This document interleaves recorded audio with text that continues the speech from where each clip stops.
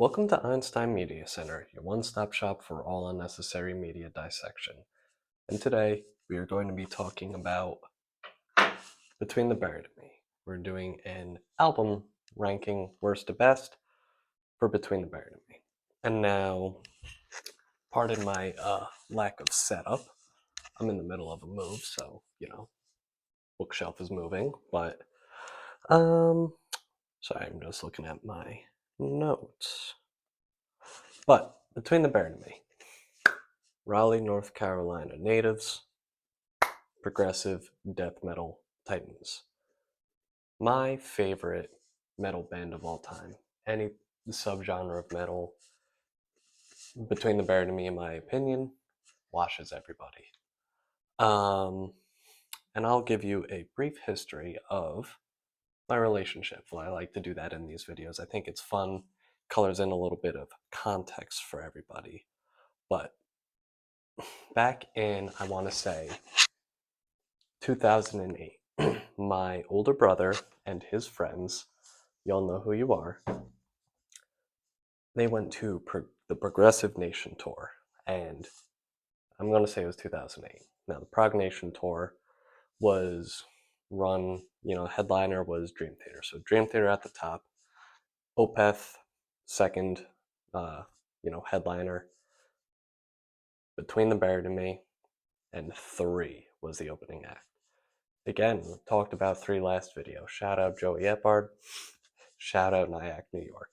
But I think they went, I don't know where this one was, but they saw 3, Between the Buried and Me, Opeth, and Dream Theater. At that time, 2008, I was about 12 years old. I love Dream Theater. I was like in my Dream Theater bag. They were my favorite band back then. And Between the Buried and Me and Opeth were really the first metal bands that I could stomach with harsh vocals. That was like my introduction to growling and screaming, etc. So back in those days, my brother, all of his friends, and myself all had Zunes. And man, Zunes were awesome for file sharing because if you wanted to download some music from somebody else's iTunes library, you had to download their whole library. You had to change and make their library the default library. Not on Zune. You could just drag and drop music. And I got that was between Zune and my brother's friends torrenting music, and then my brother teaching me how to torrent music. Like that is how my musical taste developed. But my brother would come back from his friend's house and he would be like, yeah, I got 7 billion songs on my Zune uploaded to the computer, and I downloaded to mine. And that's how I got introduced to Between the Buried and Me, Opeth, 3, Black Dahlia Murder, Dillinger Escape Plan, Touche Amore, La Dispute. Like it was an interesting time. But so that's 2008. Colors had just come out, and Colors came out the previous year. So I ran through all of the Between the Buried and Me albums, and I just became a huge fan. And then you know I was really looking forward to The Great Misdirect in 2009. So that was like the first album I was really there for the release of. But I ended up going to Progressive Nation Tour the following year in 2009. Scale the Summit played, Big Elf played, and Dweezil Zappa did Zappa Plays Zappa, and Dream Theater headlined. You know, Shout out to, I think it was at the Brookhaven Amphitheater. It's also where my first concert was, Bela Fleck and the Flecktones. Um, but yeah, Between the Buried and Me. I've seen them. I know I said it last video, but I saw them open up for Coheed at Radio City Music Hall in New York City, and then I think only one other time. And I was supposed to have my Sunbather vinyl in the background, but I'm moving, so I moved that bookshelf and cleared everything off of it. But um, I saw them headline a tour probably around the same time, 2013, 2014, something like that. Local opener played. Um, who else played? Somebody else played, I think, and then Deaf Heaven and Between the Buried and Me. But I bought that Deaf Heaven Sun Beta vinyl at that show. Where was this? This was at the Paramount in Huntington on Long Island, New York. Shout out to the Paramount. I've seen a lot of good shows there. I've also saw the worst concert of my lifetime there. Maybe I'll have to do a video about that one day. But yeah, Between the Buried and Me. So I've seen them twice. That show at the Paramount, because they were headlining, they had a little bit more time. That was probably my favorite metal show I've ever been to. That was a really great show. Death Heaven was great. I just saw Death Heaven recently too. I saw them on tour with Touche Amore, and that was fun. Big Touche Amore fan. But oh, my my pad needs to be restarted. Pain in my ass.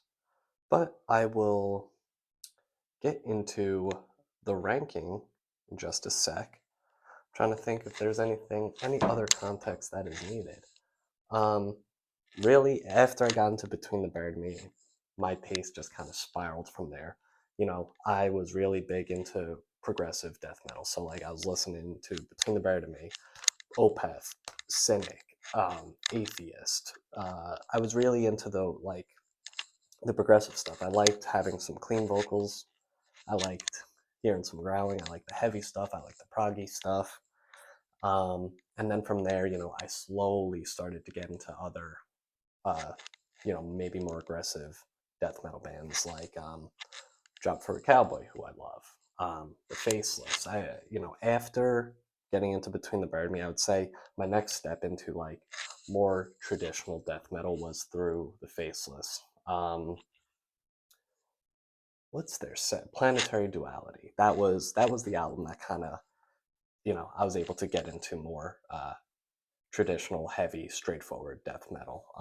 But Faceless is another great band that I love. I know their history is weird and it's a weird band, but that was another band I really got into at that time. But yeah, let's get into it. So I'll start with my least favorite Between the Buried and Me album. I'm just trying to pull up my notes about it, aka the track list. All right, so my least favorite Between the Buried and Me album is Automata 1. This album is definitely a Between the Buried and Me album. It hits all the marks. It's got some songs that are good, but I feel like this is the most uninspired album in their catalog. And again, they are my favorite metal band. They are probably a top 3 band in general out of every genre, top 3 artist. This album just doesn't do it for me, man. It's like there's a few good songs. Like when Condemned to the Gallows, that was, I believe, the single from this album cycle. I love that song. I was like, this is a great song. It's going to be awesome.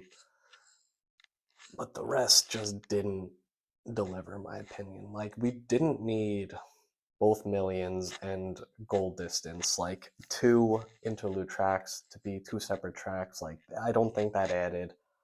Yellow Eyes, I hate the way Tanya is singing in that song. Like, yellow, yellow, yellow. Like, that bothers me so much. It's such a bad chorus. It's not catchy. Ugh. Blot is cool because like it has some really cool guitar licks. It's interesting and different, I guess. But I don't know. Overall, like, and I guess part of it is because it's a 2 double album thing, Automata 1 and 2. Automata 1, I don't know. It didn't do it for me. It's like I said, it just feels like the most uninspired album that they could have come up with for that time. I don't know. When I was listening back for this video, like I just did not want to come back to it. It only confirmed how I felt about it. But moving on from there, I'm going to say my next least favorite album, and let me pause real quick. I am not including The Anatomy of. It's a fun little album. It's all covers. My favorite songs off of it are probably The Day I Tried to Live, Bicycle Race, Three of a Perfect Pair. To me, The Day I Tried to Live, that has become the definitive version of The Day I Tried to Live for me. I don't even care about the Soundgarden version anymore. Yeah. But anyway, my next least favorite album by Between the Buried and Me is their first album, their self-titled album, Between the Buried and Me. And now, this isn't a bad album by any means. And I think listening to it this time, it was probably my favorite time listening to it. And frankly, I think part of that was the 2020 remix remaster. I I don't really care about the ones for like Colors and Great Misdirect and whatever Silent Circus. Like I don't think none any of those albums really needed it.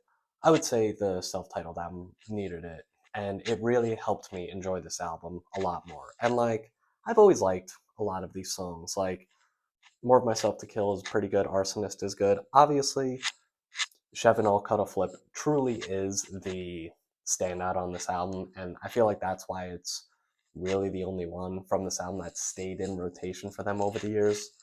Um, Overall, it's like, yeah, we play death metal and we can also play Pink Floyd. And overall, they execute that vision very well. It's, you know, a good album. It's a very good album. They're more progressive, they're more interesting, less immature stuff, I'm going to say, is just so much more pleasurable to listen to. It's much more to my taste. Um, and I think that's exactly it. It's an immature album. It is not their, like, most grandiose piece of work. It is very much, we like death metal and we can also play Pink Floyd stuff. Look how interesting we are. And, like, I don't mean to be dismissive of the album because it's really not bad. It's a very good album. It's just um that's all it is. What you see is what you get. There's not as much to dig into. Again, Chevenol Cut a Flip is definitely the standout, but the whole album's pretty good. It's a pretty good album. Moving on from there, I don't know. I guess the next two albums are kind of back and forth for me. What do I want to do? All right. I'm going to say, again, these next two albums are kind of back and forth, kind of occupy the same space for me. But I'm going to say my next favorite album. So this is my bottom three. It's going to be Automata 2. And I actually really like it. Um, I would say the standout is so clearly Voice of Trespass. This reminds me so much of, um, you know, something you would get on The Great Misdirect. Um, I think the fact that this is such a short album, again, this is Automata 1 and Automata 2. Automata 2 is pretty short, it's 4 songs long. Glide is like a little um, bit of a piano piece, which I took down my piano too. Well, piano, I love piano. I'm a piano player. I've been playing piano since I was like 6 years old. Um, I'm a sucker for piano. I'm always a sucker for piano. I'm a sucker for piano music. I'm a sucker for piano and rock and metal music. So like, I'm another reason Between the Buried and Me just speaks to me so much.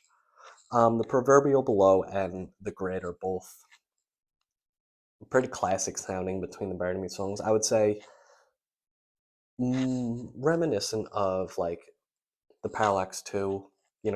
It's heavy. It's somewhere between Parallax 2 and Coma Eclectic. It's heavy. There's prog elements.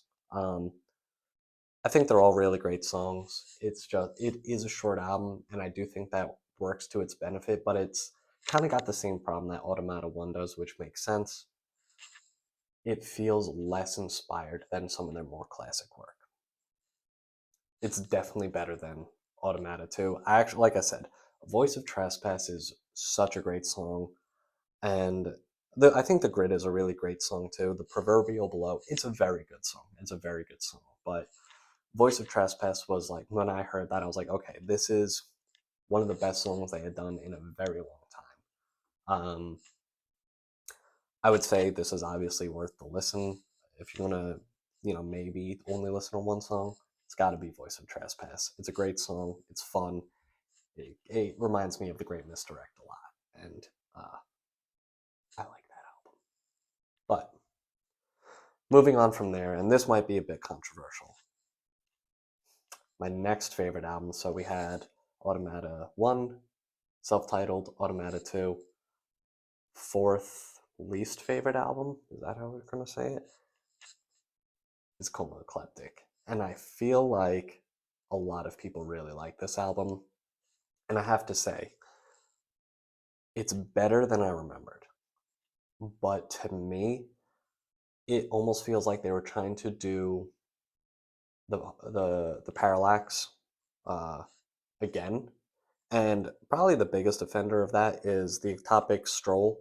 Like that is pretty much just like the black box and or bloom. Like, you know, we didn't need another campy piano piece again. And that's coming from the guy who loves campy and piano. So like, I don't know, this one just didn't do it for me. And maybe it's because I felt like some of the songs drag on a little much. I think the proggy, less metal aspects of the album just kind of drag on. And I don't like to be the guy who's like, if it's not heavy as hell, like I don't want to listen to it. That's not my feeling. I just felt like it's a very long album. It feels a little bit bloated. Like some of the songs could have been tightened up a little bit.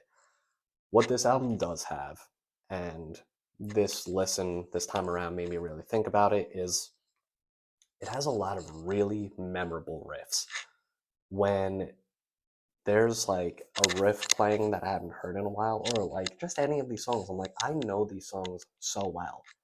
Maybe it's because I was so hyped up for this album because it was like, again, probably maybe not the height of my Between the Bird and Me fandom and love, but it was pretty close to it.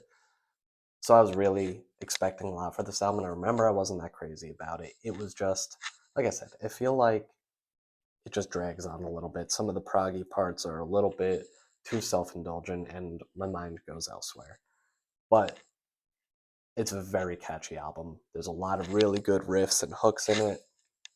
It's it's a pretty good album. And I would say I feel like most of the fan base is a lot more charitable to this album than I am. So maybe I'm the problem. But yeah, it's a good album. It's not my favorite. Uh, I don't think I'm ever going to turn and be like, oh, this album's so amazing, blah, blah, blah, blah, blah. But, it's a good album. And then moving on from there, my next favorite album would probably be The Silent Circus. And this album is, just the second coming of their self titled album. And it's just executed better, it's recorded a lot better. Um, the songwriting is more interesting. The proggy parts are more elegantly put together. It's less just like back and forth, like, hey, it's heavy, it's Pink Floyd. It's heavy, it's Pink Floyd. It's heavy, it's Pink Floyd. The songs are definitely a little better written. I mean, um, Mordecai is probably the biggest song off this album. It's a great song. Um, Etta Dogogumut, I don't know how they pronounce that. I think that's probably my favorite song. Um, Lost Perfection A and B, two great ways to open up the album. I love like in the middle of the uh, drum pattern, like that gets me hyped every time. Um, Destructo Spin's awesome, and the need for repetition. I mean, like there's that annoying outro section that I hate, but like the rest of the song is so good. This is a great gym album, in my opinion. I like to listen to this album when I'm in the gym. It's heavy. The progressive aspects of it, the Pink Floydy aspects are so beautiful and well written. Tiny's vocals are top notch all over this album, whether it's harsh, whether it's singing. Like it's a it's a really great album, but not my favorite. I just think they've got better ones. So moving on from there, where are we at? I would say my next favorite album is Colors 2. And I have a lot to say about this album. It's obviously their most recent album. It is a follow up to 2007's classic, Colors 2. I wasn't so crazy about this when it first came out, but actually, you know what? I was like kind of lukewarm on it. I didn't hate it. I enjoyed it. I thought it was like pretty cool. I really do believe this was a really good return to form, and I think the fans need to give this album another listen. This album is awesome, actually. I don't really care. You know, you knew Monochrome was going to open up another piano focused. I don't want to say ballad, but piano focused singer song type thing, similar to Forlorn Part A was. Um, but like, man, uh, Fix the Error is such a badass song. Um, all of these songs really do capture the beauty of Colors, where they're really well put together death metal parts. They're really well together, interestingly incorporated, not just a back and forth, but an interestingly incorporated um, progressive parts. Like the guitars sound awesome, weird guitar parts all over the place. Um, really great death metal parts. And honestly, like you hear the when you hear the callbacks um, to Colors, the first Colors, like when you hear the callback riffs, and I think it's in Bad Habits, like maybe a little over a quarter, between a quarter and halfway through Bad Habits, and then obviously Human as Hell is like the same riff from White Walls. When you hear that stuff, as like a diehard Between the Buried and Me fan from 2008, right after Colors got released, like it makes me kind of feel like a Marvel fan, derogatory, but it's so hard for me not to love it. Like just hearing those themes come back and be incorporated into these new songs, it sounds so good. It sounds so cool. It's so fun, and like I can't help the fact that I love it so much. I think this album is awesome. I'm probably going to be listening to this album more. It's so good. I would say "Fix the Error" is an awesome song. I believe that was the single on this album. Never Seen Future Shock is fine. Prehistory, Bad Habits, awesome. Human as Hell is a great outro to this album. Um, it's still a little bit bloated. Like, you know, hour 18 is a bit long in my taste, but I think unlike Homo Ecliptic, it's a much easier, much more fun listening. It's much more engaging in my opinion. Clearly, I think it's the best album they've released in, about a decade. Um, this is a really good album. August 2021. I feel old. Felt like it came out more recent than that, but like, man, Colors 2 is a really good album. I I highly recommend it. I think this is one of their best albums, clearly. And it's the best of all of their new stuff. No doubt in my mind. I think this is a great album, and like I said, if you are familiar with Colors, you'll hear so many fun little nods to the original Colors. You'll hear, reused themes and riffs, and it's fun. It's fun to look out for those things. Um, and even if it makes you feel like a Marvel movie fan, not a Marvel comic book fan. Comic book fans have my respect. Marvel movie fans don't. But moving on from there, I gotta go Alaska. And one of the biggest revelations for me going back and listening to all of their albums was how much I realized like Alaska's really good, but like it it's not as good as I remember. I think All Bodies, Alaska, and Selkies, obviously, Selkies, it's a bit overdone at this point, but like All Bodies and Alaska are probably my two favorite um, songs on this album. And like, I don't think there's a bad song. Like, Backwards Marathon is awesome. Primer's awesome. Audio Act is a great song. Croquis and Boat Shoes is fun. It's funny. like, I remember back in like 2009, 2010, everybody was like, no, no, no. They were only good. The last good album was Alaska. Oh, hello, Chunk. You're so cute. How are you? I'm gonna, I'm gonna, I'm gonna shut the door.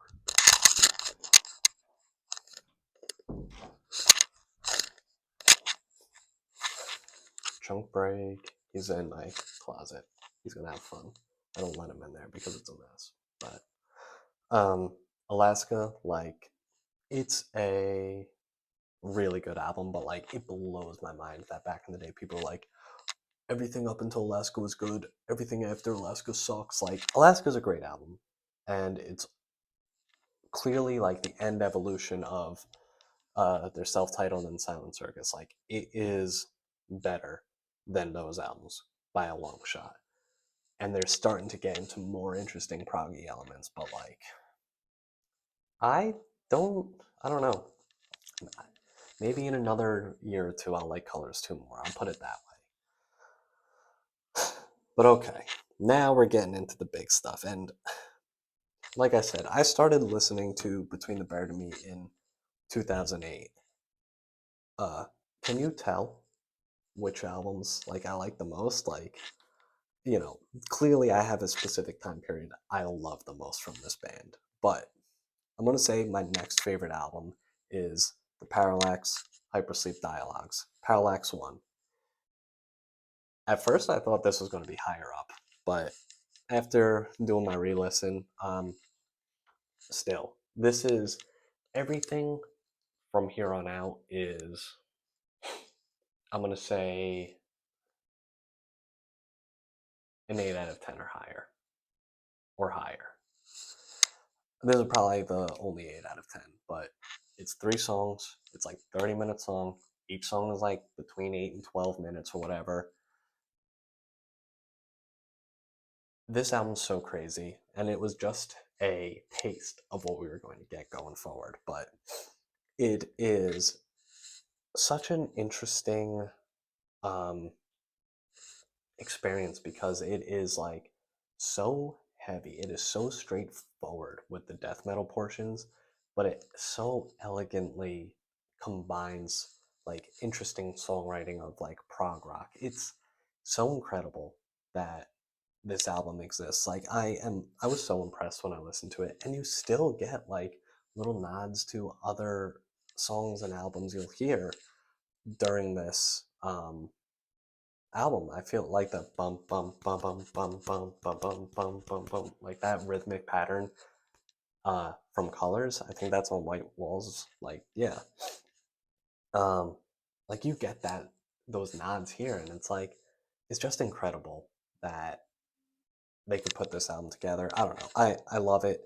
It's awesome. It's only 3 songs long. Now I gotta let my chunk out of the room. One sec. Well, if you run away, I'm not going to be able to let you out. You gotta let me walk over there. Chunk break for everybody.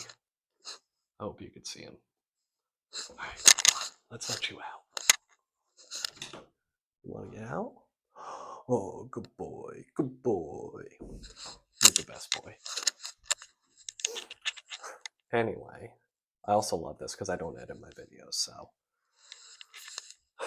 But yeah, Parallax 1, awesome album. Now, third favorite album from the band, 2007's Colors, which, you know, I talk so highly of it throughout this video during my mentions of it.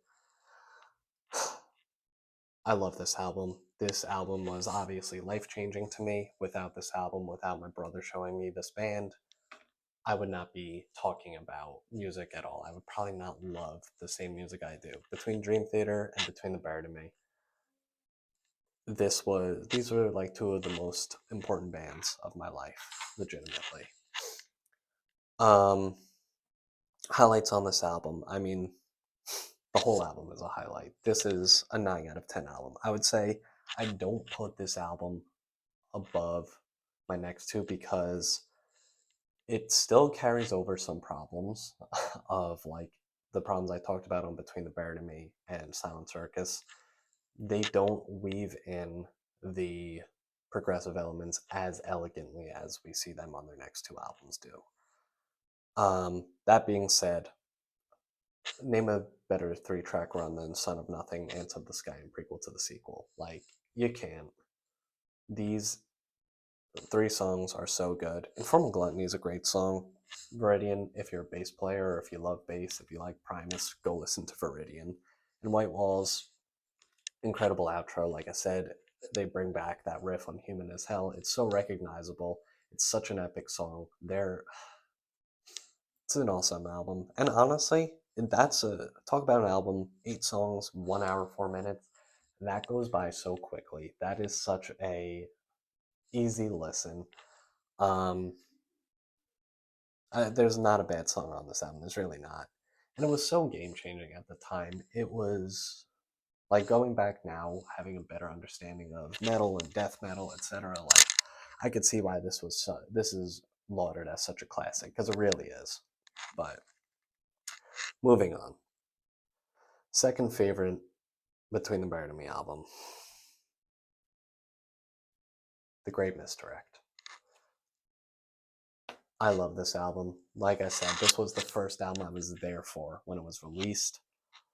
I remember, at this time, oh man, and this is true with Colors too. I would be playing addicting games on the family computer, listening to YouTube videos of uploaded songs of Between Them Buried and Me. And at that time, you couldn't upload songs longer than 10 minutes long. So it was like, you know, for if I was listening to Colors, it was like prequel to the sequel part 1, prequel to the sequel part 2, and kind of the same thing here with like Disease Entry Madness and Fossil Genera.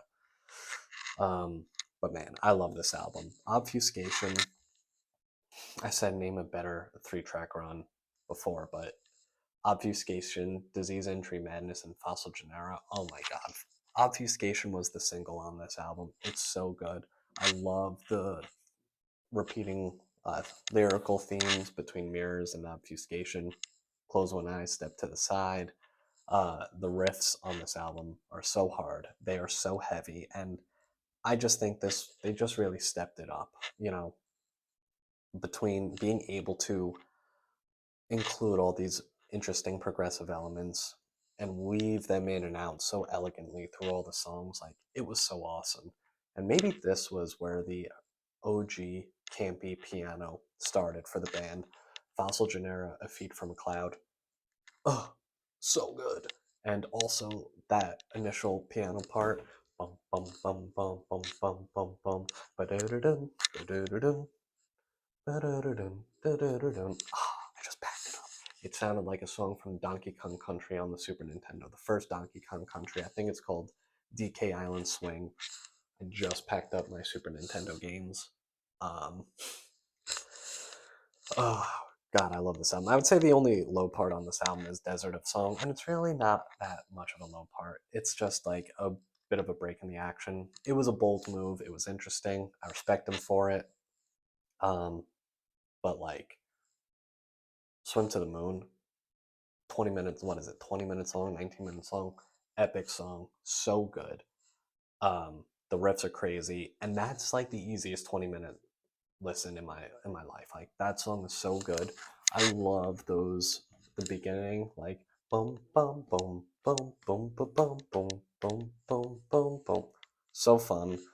That riff is awesome. I remember when I saw them at the Paramount, they played part of Swim to the Moon, which was awesome. They like jammed, I can't remember what song it was, but they jammed from like one song into a part of Swim to the Moon, and that was so cool. Mirrors is such a fun opener. I love the guitar on that track, and like that is like proggy self-indulgent nonsense, and it's like a warm hug, that song. And I don't know, these riffs are so heavy. The proggy elements are so well done, interwoven into the songs.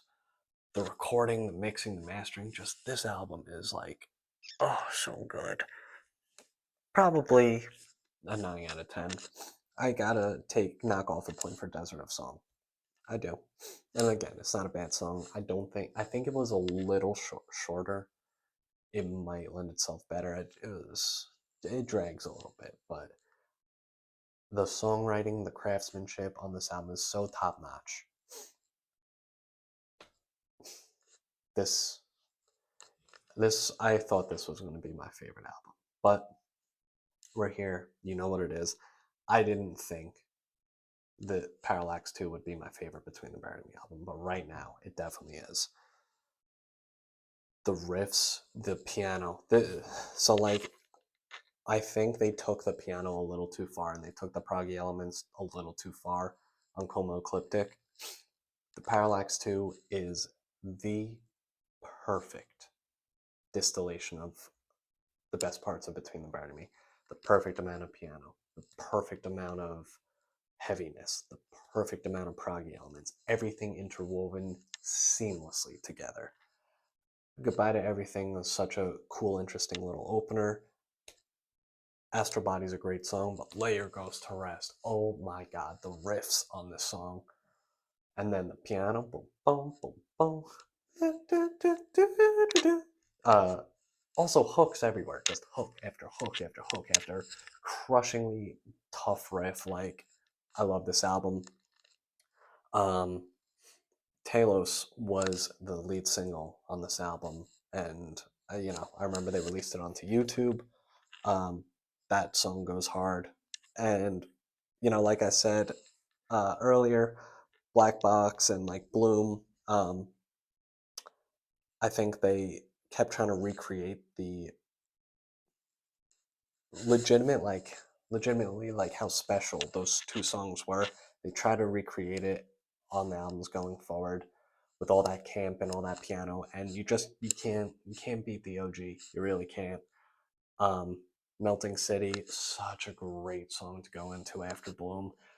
Again, crushing riffs, crazy guitar parts. I don't know how Paul was able to even come up with these guitar parts. It's so crazy. It's so awesome.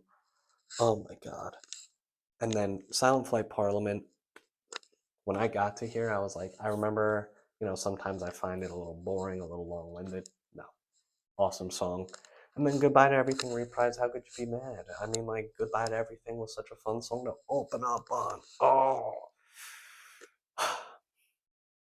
Maybe Autumn, Extremophile, Elite, and Parallax are like not the best songs on the album, but they're still awesome. This album rocks. I love this album. I love this band. This is, to me, the greatest metal band of all time. I'm sure a lot of these um, rankings can change, some of them at least. I don't know though. Like maybe I'll like Automatic 2 a little more than Coma Ecliptic down the road. Um, but man, I love this band. This is a perfect band. And honestly, I think, like I said, the two biggest takeaways for me were everybody who says everything after Alaska sucks is stupid. Alaska's a great album, but like, get your head checked. And Colors 2 was a great return to form. I stand by it. I think Colors 2 is, a really great album, and I'm really excited now to see where the band goes from here because I think that was a good album. And if I had to recommend three albums, it would be Colors, The Great Misdirect, and Parallax 1 and 2. I know that was 4, but I can't help myself. I mean, to me, that was just the best time. 2007 to 2012. You couldn't beat it. Between the Buried and Me was on top then, and yeah. I mean, I think that's it. If you have any other suggestions on bands you'd like me to talk about, uh, another album ranking, maybe a review, so I could get into a little more depth with everything. It was kind of hard to remember all of my thoughts because I didn't write everything down because I have a real job and I'm moving, and this is just for fun. But maybe I'll do an album review if anybody has new, old, somewhere in between albums they'd like me to take a look at. I'd love to do a deep dive and have a discussion about it. Otherwise, shout out Between the Buried and Me. Shout out Raleigh, North Carolina. And yeah, I mean, if anything, don't care if you like, don't care if you subscribe, but I'd love to hear your thoughts. So thank you for joining me at Einstein Media Center, your one stop shop for all unnecessary media and dissection, so I could ramble on for God knows how long about music I love. And hopefully, I'll catch you in the next one.